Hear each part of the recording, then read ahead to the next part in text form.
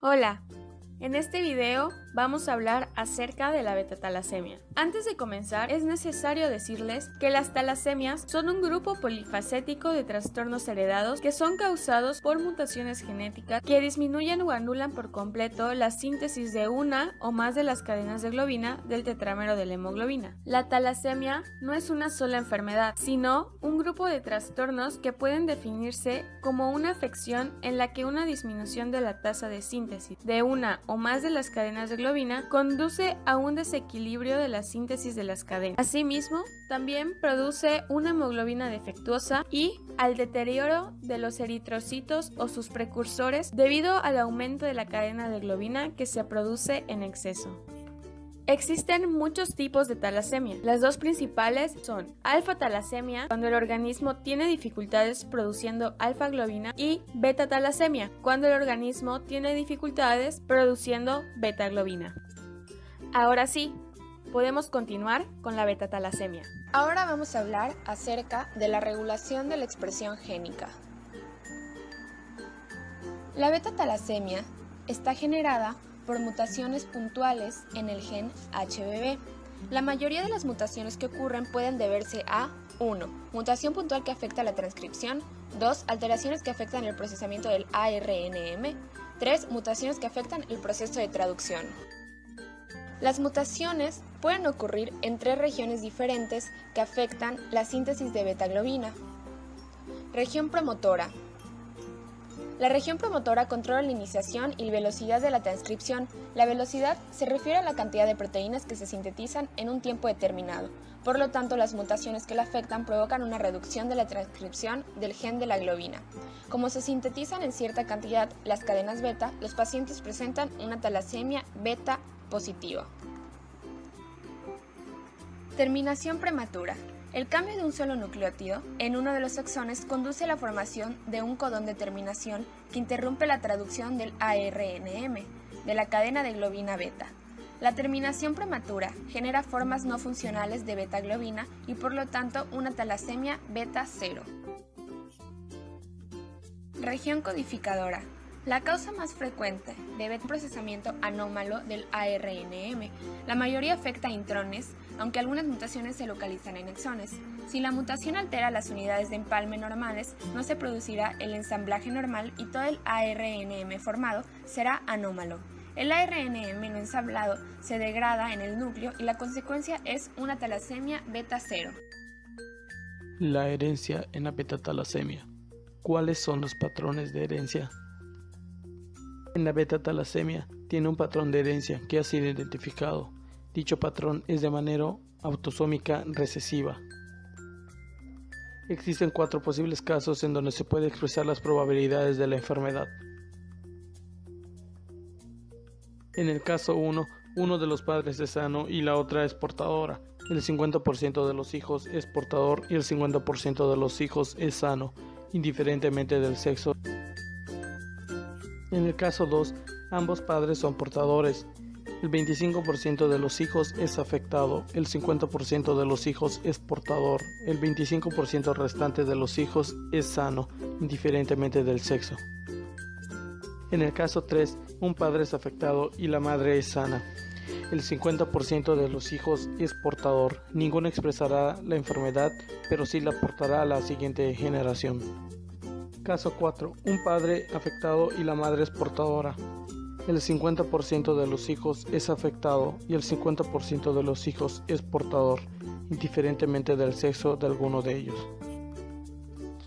Se considera uno de los trastornos genéticos más frecuentes, ya que el 3% de la población mundial es portadora de esta normalidad, principalmente en países como Italia y Grecia. La beta-talasemia tendrá una mayor prevalencia en la población italiana, principalmente en las regiones como Sicilia, en el cual el 10% de la población la tendrá, en Ferrara el 20% y en Cerdeña el 34%. En México, la beta-talasemia no debe considerarse como infrecuente, ya que se han identificado grupos de poblaciones con gran prevalencia, como es la población de Tamigua, en Veracruz, donde el 15% de la población la presenta. En un estudio realizado por un laboratorio clínico de Puebla, que contaba con muestras de sangre referidas de diversas partes del país, muestra que la prevalencia de talasemia beta heterocigota y sus combinaciones con otras variantes de hemoglobina ocupa alrededor del 70% de todas las anormalidades de la hemoglobina. La mayoría de los casos tienen su origen en una mutación del gen HBB en el cromosoma 11. También existen casos de lesiones de diversos tamaños que pueden afectar al gen de la beta-globina o a la región de control del locus. Las cadenas beta de la globina, como anteriormente se mencionó, están codificadas por el gen HBB, localizados en el brazo corto del cromosoma 11, y contiene 3 exones y las regiones 5' y 3' UTR. Se han descrito más de 200 mutaciones causantes de la beta-talasemia, la mayoría debido a mutaciones de un solo nucleótido, pequeñas deleciones o inserciones que dan lugar a alteraciones del patrón de lectura, raramente debido a grandes deleciones. Teniendo en cuenta su defecto genético, podemos clasificarlas como beta positivo talasemia, generalmente debido a mutaciones que afectan a la región promotora del gen HBB. Producen una disminución de la síntesis de la cadena de la beta-globina, dando lugar a fenotipos variables dependiendo de cuánto se reduce esta. Por otra parte, también se encuentra la beta-0 talasemia, que esta cursa con una secuencia completa de la síntesis de la cadena beta, causadas principalmente por deleciones, mutaciones sin sentidos y frameshift, entre otros. Existen 3 tipos de la beta-talasemia, y cada tipo depende de si muta 1 o 2 genes de la beta-globina y de la gravedad de las mutaciones. La beta-talasemia menor ocurre cuando muta uno de los genes de la beta-globina. Las personas con esta afección típicamente presentan síntomas muy leves y no necesitan tratamiento, pero pueden pasarle la talasemia a sus futuras generaciones.